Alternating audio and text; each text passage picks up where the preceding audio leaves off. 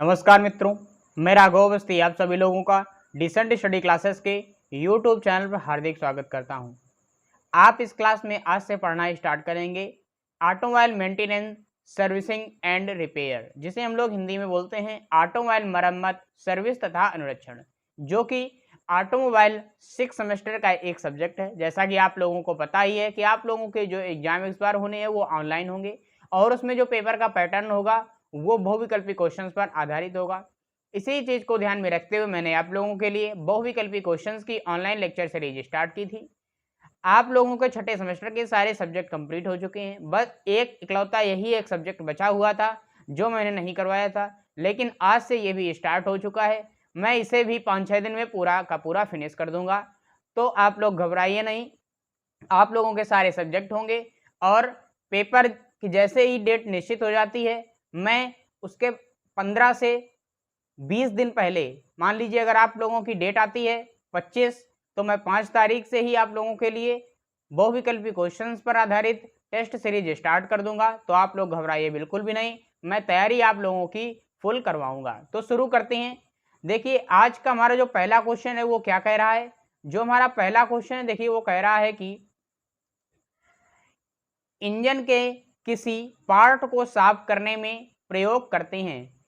इसमें हम लोग पढ़ने वाले हैं कि इंजन का मरम्मत किस तरीके से करते हैं और उसका अनुरक्षण किस तरीके से करते हैं। टॉपिक का नेम ही है इंजन मरम्मत तथा अनुरक्षण। जो आपका इंजन होता है वो कार का हो, ट्रक का हो, चाहे वो एक बाइक का हो, तो उसका हम लोग मरम्मत या रख रखाव किस तरीके से करते हैं, इस पर आधारित हम लोग क्वेश्चन करेंगे। तो पहला जो क्वेश्चन कह रहा है इंजन के किसी पार्ट को साफ करने में प्रयोग करते हैं। अगर कोई इंजन है उसकी हम लोग मरम्मत कर रहे हैं या सर्विसिंग कर रहे हैं, तो उस समय हम लोग अगर पार्ट को साफ कर रहे हैं तो किन चीज़ों का प्रयोग करते हैं। तो इसमें जो पहला ऑप्शन दिया गया है वो दिया गया है पानी, दूसरा जो ऑप्शन दिया गया है जूट दिया गया है, और तीसरा जो ऑप्शन दिया गया है वो है तेल में भीगे कपड़े से। मान लीजिए अगर आप लोग पानी से सफाई करते हैं तो आप जानते हैं कि इंजन में ऑयल वगैरह यूज किया जाता है, और जो ऑयल होता है पानी के साथ में अच्छी क्रिया नहीं करता है, या पानी जो होगा वो ऑयल को नहीं हटा पाएगा, तो हम लोग वहाँ पर पानी का प्रयोग बिल्कुल नहीं करेंगे। जूट का मतलब होता है जो ये आप लोग बोरा देखते हैं जिसमें नॉर्मल गेहूं धान भरे जाते हैं, उससे हम लोग जूट बोलते हैं। तो हम लोग अगर जूट से हटाते हैं तो आसानी से हट जाता है, या फिर तेल में भीगे कपड़े से, मिट्टी का तेल हो गया, कैरोसिन ऑयल जिसको आप लोग बोलते हैं, तो उससे भी ये पार्ट साफ हो जाते हैं। तो इसका जो आंसर है वो सी नंबर बिल्कुल करेक्ट हो जाएगा, बी सी बोथ। तो आप लोग सी पर करेक्ट कर लीजिए। अब हम लोग देखते हैं अपना अगला क्वेश्चन। देखिए 2 नंबर क्वेश्चन क्या कह रहा है। क्वेश्चन कह रहा है कि जब चिकनाई व कार्बन सूती कपड़े से साफ नहीं होती है तो किससे साफ की जाती है, या हम लोग उसे किससे साफ करते हैं। कि ऐसी चिकनाहट लगी हो या कार्बन लगा हो जो सूती कपड़े से भी साफ ना हो, तो वहां पर हम लोग स्क्रैपर का प्रयोग करते हैं। किसका? स्क्रैपर का। स्क्रैपर एक खरुचनी टाइप की एक यंत्र होती है जिसके माध्यम से हम लोग कार्बन को खरोंच कर या चिकनाई को खरोंच कर वो पार्ट साफ कर लेते हैं। उसके बाद में कैरोसिन ऑयल में डालकर आसानी से उसे साफ कर लिया जाता है। तो 2 नंबर का सी नंबर ऑप्शन बिल्कुल करेक्ट हो जाएगा। आप लोग इसे नोट कर लीजिए। अब हम लोग देखते हैं अपना अगला क्वेश्चन। देखिए अगला क्वेश्चन क्या कह रहा है।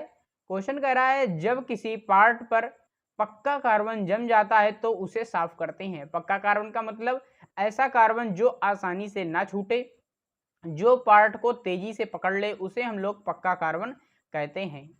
तो अगर वो पक्का कार्बन जम जाता है तो उसे हम लोग किस तरीके से साफ करते हैं, तो उसे हम लोग एमरी पेपर से साफ करते हैं। एमरी पेपर बिल्कुल आप लोगों का रेगमाल की तरह होता है, जो कि इस पर रगड़ रगड़ कर हम लोग कार्बन को आसानी से हटा देते हैं। तो 3 नंबर का सी नंबर ऑप्शन बिल्कुल करेक्ट हो जाएगा।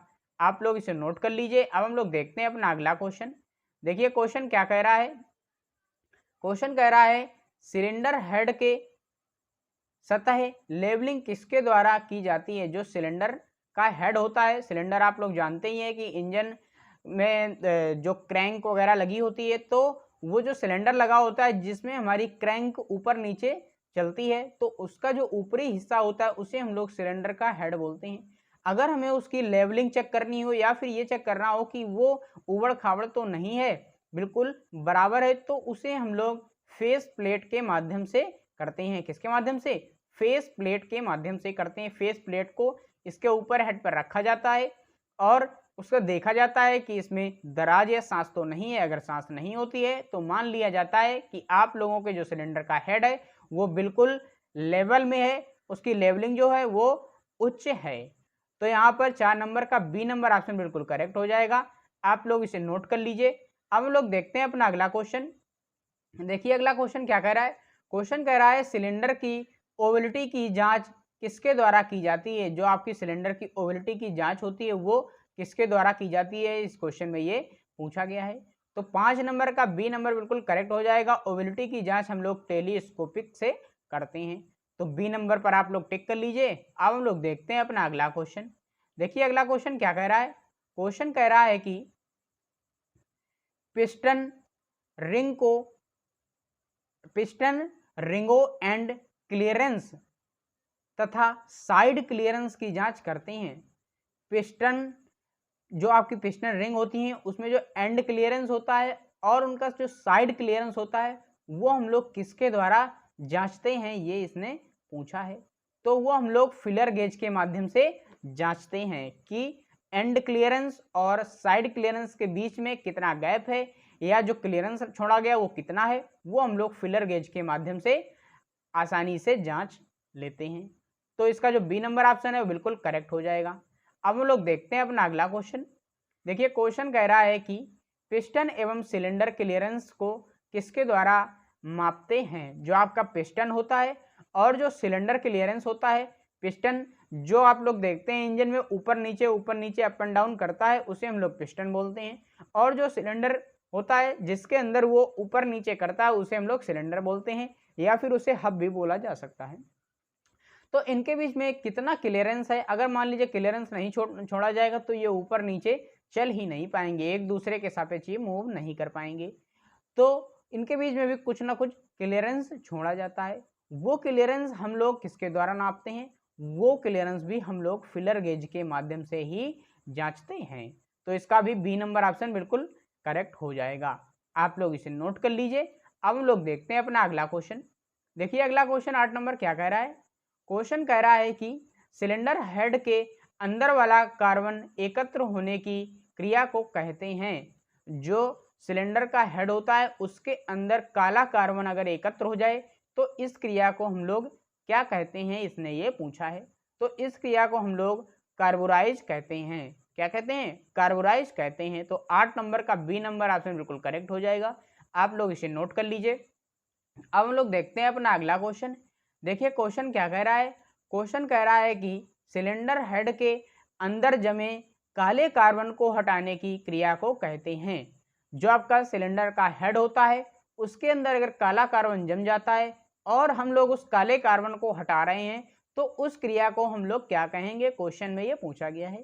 तो काला कार्बन जमने की क्रिया को हम लोग क्या बोलते हैं, कार्बोराइज बोलते हैं।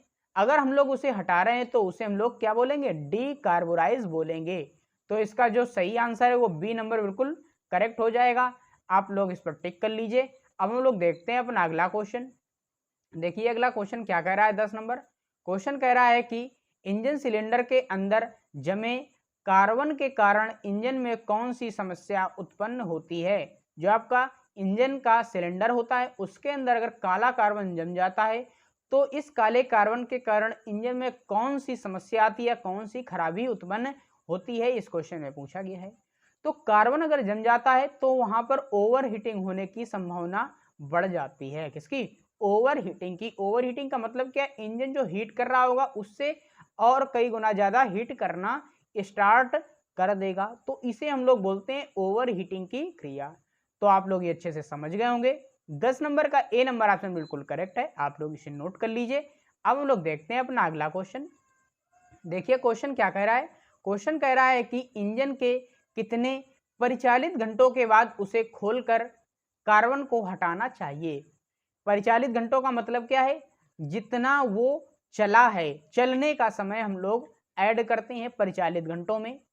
तो कितना इंजन चल जाए एक मान लीजिए आप नया इंजन लाए हैं तो वो कितना आने के समय से कितने घंटे चल जाए, उसके बाद में हमें उसे खोलकर उसके कार्बन को हटाना चाहिए या उसकी सर्विसिंग करनी चाहिए। तो वो जो घंटे होते हैं वो होते हैं 1200 घंटे। कितना? 1200 घंटे। एक सामान्य तौर पर अगर इंजन चल रहा है 1200 घंटे अगर वो चल जाता है तो हमें उसकी क्या है, कार्बन या खोलकर कार्बन हटाना चाहिए, या बोल सकते हैं उसकी रिपेयरिंग नहीं बोल सकते, ओवरहॉलिंग करनी चाहिए।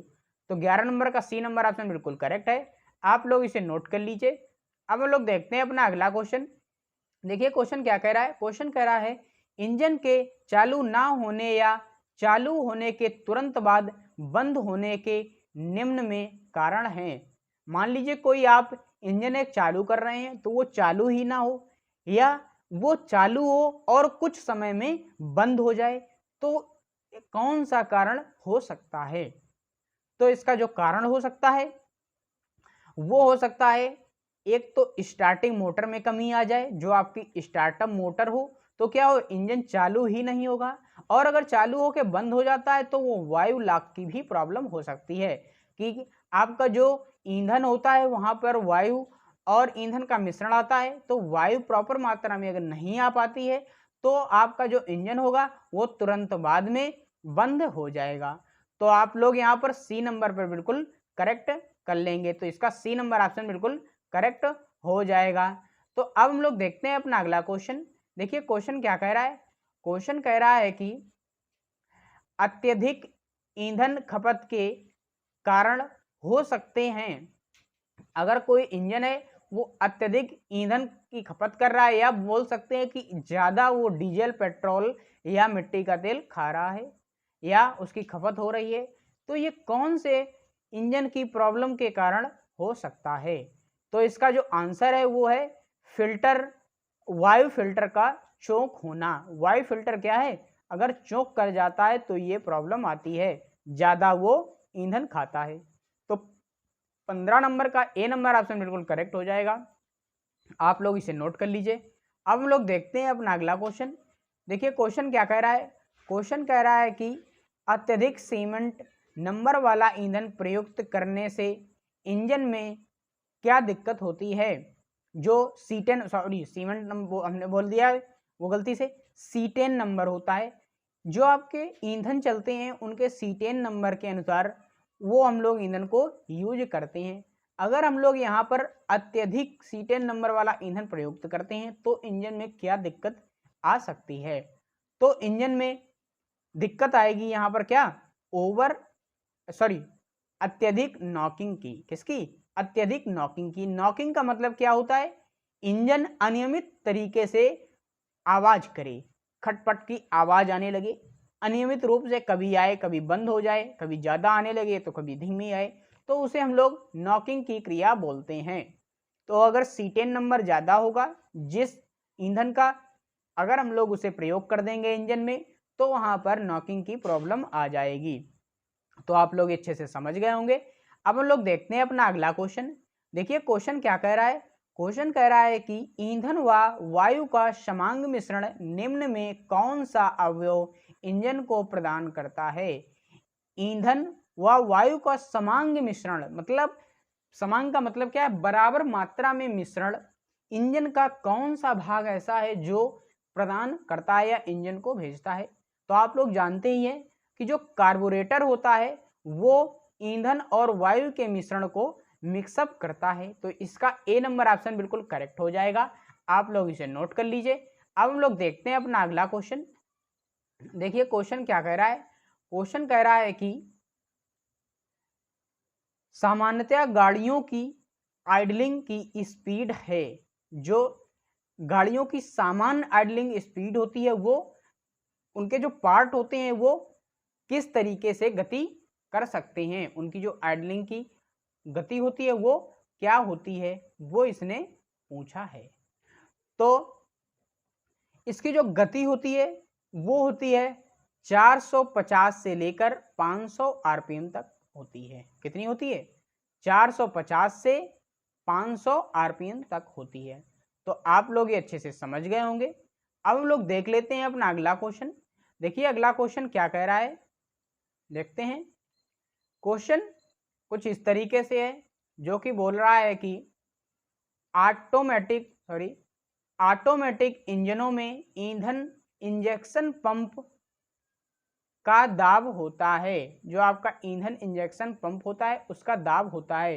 यहाँ पर आप लोग इसे देख लीजिए, थोड़ा सा हम छोटा करके दिखा देते हैं क्या लिखा हुआ है। आप लोग देख, ठीक है, का लिखा हुआ है, आप लोग इसे भी नोट कर लीजिएगा। अब हम लोग देखते हैं क्वेश्चन। क्वेश्चन बोल रहा है कि ऑटोमेटिक इंजनों में ईंधन इंजेक्शन पंप का दाब होता है। जो ईंधन इंजेक्शन पंप होता है उसका इसने दाब पूछा है। तो 17 नंबर का बी नंबर ऑप्शन 7 से 30 मेगा पास्कल बिल्कुल करेक्ट हो जाएगा। तो बी नंबर पर आप लोग बिल्कुल करेक्ट कर लीजिए। तो अब हम लोग देख लेते हैं अपना अगला क्वेश्चन। देखिए क्वेश्चन क्या कह रहा है। क्वेश्चन कह रहा है कि ईंधन इंजेक्टर को और किस नाम से जाना जाता है। जो आपका ईंधन इंजेक्टर होता है, ईंधन इंजेक्टर आप लोग जानते हैं, जिसके माध्यम से तेल हो गया, पेट्रोल हो गया, डीजल हो गया, जो इंजेक्ट किया जाता है, ये जो इंजेक्टर होता है ये ज़्यादातर पेट्रोल इंजनों में ही यूज किया जाता है, क्योंकि जो डीजल इंजन वगैरह होते हैं उनमें पोर्ट लगे होते हैं। तो जो इंजेक्टर होता है वो कौन, उसे हम लोग और किस नाम से जानते हैं। तो इसका जो आंसर हो जाएगा वो सी नंबर बिल्कुल करेक्ट हो जाएगा, क्योंकि हम लोग इंजन जो इंजेक्टर होता है उसे नोजल, एटोमाइजर या फिर ईंधन वाल्व भी बोलते हैं। तो इसका सी नंबर ऑप्शन बिल्कुल करेक्ट हो जाएगा। आप लोग इसे नोट कर लीजिए।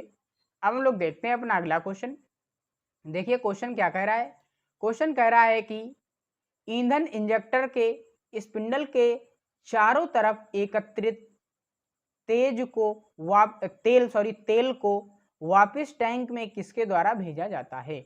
जो आपका ईंधन इंजेक्टर होता है उसका जो स्पिंडल होता है उसके चारों तरफ अगर हमारी मांग से ज्यादा तेल एकत्रित हो जाता है तो वो हम लोग जो वापस भेजते हैं तेल टैंक में, वो किसके द्वारा भेजते हैं। तो उसके जो होता है तेल को वापस भेजने के लिए वहां पर हम लोग लीक संयोजन मार्ग का प्रयोग करते हैं। किसका? लीक संयोजन मार्ग। तो 19 नंबर का ए नंबर ऑप्शन बिल्कुल करेक्ट हो जाएगा। आप लोग इसे नोट कर लीजिए। अब हम लोग देखते हैं अपना लास्ट क्वेश्चन, 20 नंबर क्वेश्चन। देखिए क्या कह रहा है। क्वेश्चन कह रहा है कि कूलिंग प्रणाली में वाटर सर्कुलेशन के लिए किस प्रकार के पंप का प्रयोग किया जाता है। जो आपका कूलिंग प्रणाली होती है, कूलिंग प्रणाली का मतलब क्या है, जो इंजन को कूलिंग देती है, इंजन को ठंडा करती है। तो जो इंजन को कूलिंग प्रणाली में वाटर सर्कुलेशन के लिए किस प्रकार के पंप का प्रयोग किया जाता है। हम लोग जब कूलिंग करते हैं तो वाटर को इंजन में भेजते हैं, और अगर हमें वाटर तेजी से भेजना है तो हम लोग वहां पर पंप का यूज करते हैं। जानते हैं आप लोग, पंप का काम ही होता है कि एक स्थान से दूसरे स्थान पर किसी भी लिक्विड या पानी को भेजना। तो यहाँ पर हम लोग कूलिंग के लिए कौन से पंप का प्रयोग करते हैं वो क्वेश्चन में पूछा गया है। तो उसके लिए हम लोग सेंट्रीफ्यूगल पंप का प्रयोग करते हैं। तो 20 नंबर का ए नंबर ऑप्शन बिल्कुल करेक्ट हो जाएगा। तो आशा करता हूं ये सारे क्वेश्चन आप लोगों को अच्छे से समझ में आ गए होंगे। अगर आप लोगों को ये सारे क्वेश्चन समझ में आ गए हैं तो वीडियो कर दीजिए लाइक। अगर हमारे चैनल पर हो नए तो चैनल को कर लीजिए सब्सक्राइब, क्योंकि आप लोगों को इसी तरीके से बहुविकल्पी क्वेश्चन यहाँ पर मिलते रहेंगे। अगर हमारे टेलीग्राम चैनल से नहीं जुड़े हैं तो आप लोग उससे भी जुड़ जाइए, उसकी लिंक डिस्क्रिप्शन बॉक्स में आपको मिल जाएगी। तो मिलते हैं अगले कुछ नए क्वेश्चंस के साथ में अगले वीडियो में। तब तक के लिए जय हिंद, वंदे मातरम।